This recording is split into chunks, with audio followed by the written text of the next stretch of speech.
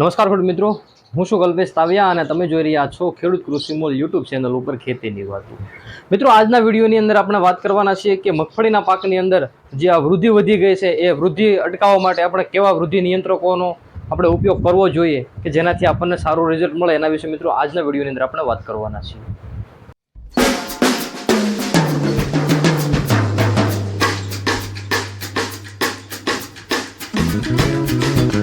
મિત્રો, જોઈએ તો વર્તમાન પરિસ્થિતિએ ઘણા બધા વિસ્તારોની અંદર ખૂબ જ વધારે પ્રમાણની અંદર વરસાદ પડી રહ્યો છે અને તો એની સાથે સાથે ઘણા વિસ્તારો એવા પણ છે કે જ્યાં વરસાદ ખૂબ જ ઓછા પ્રમાણની અંદર છે.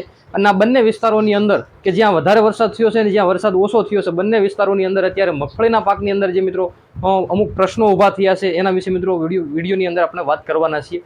તો વાત કરીએ તો કે ઘણા વિસ્તારોની અંદર ખૂબ જ વધારે વરસાદ થવાના કારણે મગફળીનો પાક છે મિત્રો પીળો પડવાના પ્રશ્નો સામે આવ્યા છે. તો આ પીળી પડેલી મગફળી છે મિત્રો, એ શા કારણે પીળી પડી છે? પીળી પડેલી મગફળીની અંદર શું કરવું જોઈએ? કેવા પ્રકારના મોલિક્યુલો વાપરવું જોઈએ, એટલે કે કેવા પ્રકારની દવાઓનો ઉપયોગ કરવો જોઈએ કે જેનાથી આપણને સારામાં સારું રિઝલ્ટ મળે? એના માટે આપણે એક અલગથી પણ વિડીયો મિત્રો બનાવેલો છે. એ વિડીયો તમે જે લોકોને આ મગફળીની અંદર પીળી પડવાના પ્રશ્નો છે એ લોકો એક વખત અવશ્ય આપણે જે આગળ વિડીયો બનાવેલો છે એ વિડીયો જરૂરથી જોઈ લેજો. અને એ વિડીયોની અંદર પણ ઘણા બધા ખેડૂત મિત્રોના રિસ્પોન્સ પણ ખૂબ સારા હતા અને જે ખેડૂત મિત્રો પાસે ટ્રીટમેન્ટ કરાવેલી છે એ ખેડૂત મિત્રોને પણ મગફળી અત્યારે એકદમ કમ્પ્લીટ થઈ ગયેલી છે. મિત્રો, આગળ વાત કરીએ તો કે ઘણા વિસ્તાર એવો છે કે જેની વિસ્તારની અંદર વરસાદ ખૂબ ઓછો પડી રહ્યો છે અને સતત વાદળછાયું વાતાવરણ રહે છે, ધીમે ધીમે વરસાદ વરસી રહ્યો છે અને એવા લોકોના ખેતરની અંદર અત્યારે મગફળી છે મિત્રો ખૂબ ગ્રોથ કરી રહી છે. ઘણા બધા ખેડૂત મિત્રોના ખેતરની અંદર મગફળીના જે પાટલા છે મિત્રો એ પણ ભેગા થઈ ગયા છે. જોઈએ તો મગફળીની જે વાનસ્પતિક વૃદ્ધિ છે મિત્રો એ વધી ગઈ છે. આવું શા કારણે બન્યું? તો મિત્રો, જે ઝરમર વરસાદ વરસતો રહ્યો અને સતત વાદળછાયું વાતાવરણ રહેવાના કારણે મગફળીનો પાક છે એની અંદર જે મગફળીની વાનસ્પતિક વૃદ્ધિ એટલે કે વેજીટેટિવ જે ગ્રોથ છે મિત્રો એ ખૂબ જ ઝડપથી વધી ગયો અને ઘણા બધા ખેડૂત મિત્રોનો મગફળીનો પાક હતો મિત્રો, એ મગફળીના પાકની અંદર એક ખેડૂત મિત્રોના મગફળીના પાક છે એ પાટલા પણ ભેગા થઈ ગયા છે. અને એવા સમયે મિત્રો જો આ જે વધી ગયેલી મગફળીને જો સમયસર મિત્રો નિયંત્રણમાં ન લેવામાં આવે, વૃદ્ધિ ન અટકાવવામાં આવે તો એની સીધી અસર છે મિત્રો આપણા ઉત્પાદન ઉપર પડતી હોય છે અને એ ઉત્પાદન ઓછું થવાના કારણે જે વીઘા દીઠ આપણને જે પ્રોપર ઉત્પાદન મળવું જોઈએ મિત્રો એ પ્રોપર ઉત્પાદન આપણને નથી મળતું. તો મિત્રો, આપણે જે આ વૃદ્ધિ અવરોધકો છે એ આ વધી ગયેલી વૃદ્ધિને અટકાવવા માટે જે વૃદ્ધિ અવરોધકોનો ઉપયોગ કરવો જોઈએ તો કે એની અંદર કેવા પ્રકારના મોલિક્યુલો કે કેવા વૃદ્ધિ અવરોધકોનો આપણે ઉપયોગ કરવો જોઈએ કે જેનાથી આ ખેડૂત મિત્રોને ખૂબ સારામાં સારું રિઝલ્ટ મળે?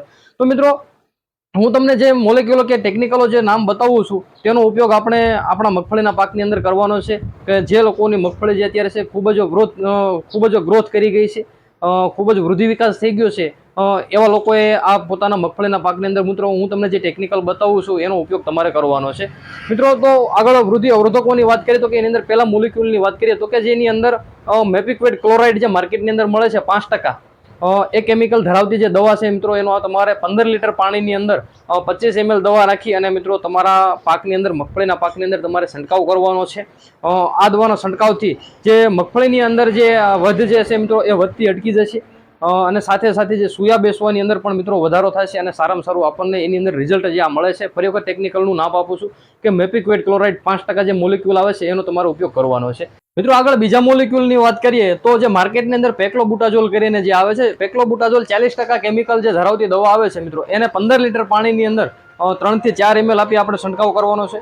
મિત્રો, આ પેક્લોબુટાઝોલ છે એ કંપની પ્રમાણે અલગ અલગ ટકાવારીની અંદર આવતું હોય છે. આપણે આગળ જેમ કીધું કે 40% જે પેક્લોબુટાઝોલ આવે છે 3 થી 4 ml આપણા 15 લીટર પાણીની અંદર છંટકાવ કરવાનો છે.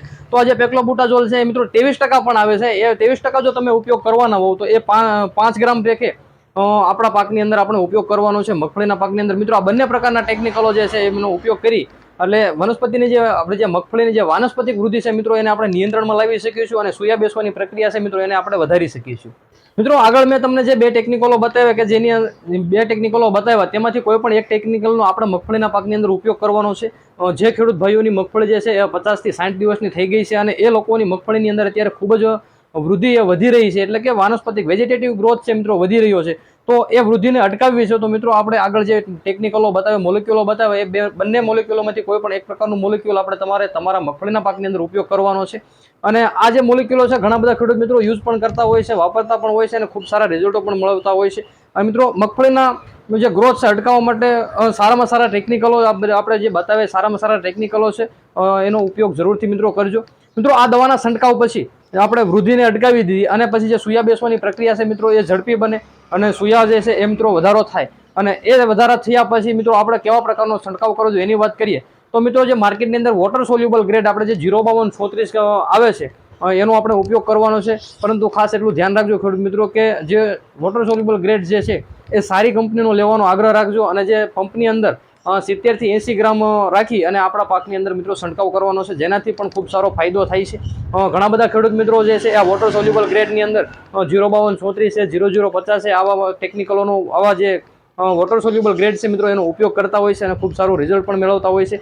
અને જો આ જે ગ્રેડનો જે ઉપયોગ કરેલો છે એ ખેતરની અંદર ઉત્પાદનની અંદર પણ મિત્રો ખૂબ જ વધારો થાય છે અને ખૂબ સારા રિઝલ્ટો પણ મળે છે. મિત્રો જો તમારા મગફળીના પાકની અંદર જો અત્યારે વેજીટેટિવ જે ગ્રોથ છે મિત્રો ખૂબ વધી રહ્યો છે, વૃદ્ધિ વિકાસ છે ખૂબ વધી રહ્યો છે અને જો મગફળીને તમારે અટકાવવી છે, વૃદ્ધિને નિયંત્રણમાં લાવવી છે તો મિત્રો આપણે આગળ દર્શાવ્યા એ પ્રમાણે મોલિક્યુલનો ઉપયોગ કરજો. એની અંદર ખૂબ સારા રિઝલ્ટો છે. ઘણા બધા ખેડૂત મિત્રોના આ બાબતે રિવ્યૂ પણ સારા છે. મિત્રો તમારે પણ જો મગફળીનો આ રીતે ગ્રોથ વધેલો હોય તો આનો ઉપયોગ જરૂરથી કરજો. મિત્રો વિડીયોની અંદર આપવામાં આવેલી જે માહિતી છે તમને સારી લાગી હોય તો વિડીયોને લાઇક કરજો. આપણા અન્ય ખેડૂત મિત્રો છે એની સાથે આ વિડીયોને જરૂરથી શેર કરજો અને આવા જ ઉપયોગી વિડીયો જોવા માટે અમારી યુટ્યુબ ચેનલ ખેડૂત કૃષિ મોલને સબસ્ક્રાઇબ કરી લેજો. ફરી એક વખત આવા જ નવો વિડીયો સાથે મળીશું.